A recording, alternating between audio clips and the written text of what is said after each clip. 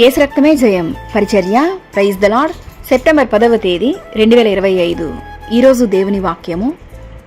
అతడు మరలా నన్ను ముట్టి నన్ను బలపరిచి, నీవు బహుప్రియుడవు, భయపడుకుము, నీకు శుభమవును గాక, ధైర్యము తెచ్చుకొమ్మని నాతో చెప్పెను. దానియేలు 10వ అధ్యాయం 19వ వాక్యము. అవును క్రీస్తునందు ప్రియులారా, మనం సోలిపోయిన సమయంలో మనల్ని బలపరిచే దేవుడాయన.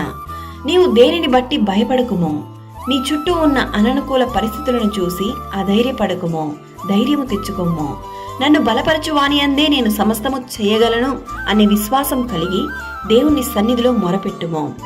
యెహోవా కొరకు కనిపెట్టువారులారా, మీరందరూ మనస్సున ధైర్యము వహించి నిబ్బరముగా నుండుడి. దేవుని వాక్యం ఇలా సెలవిస్తుంది, ఎవడనూ తరమకుండానే దుష్టుడు పారిపోవును, నీతిమంతులు సింహము వలె ధైర్యముగా నొందురు.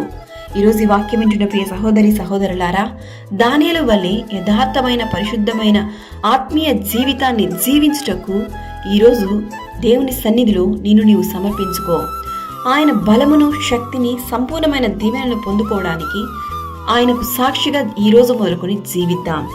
దేవుడు నిన్ను ఆశీర్వదించి దీవించును గాక. ఆమేన్. God bless you.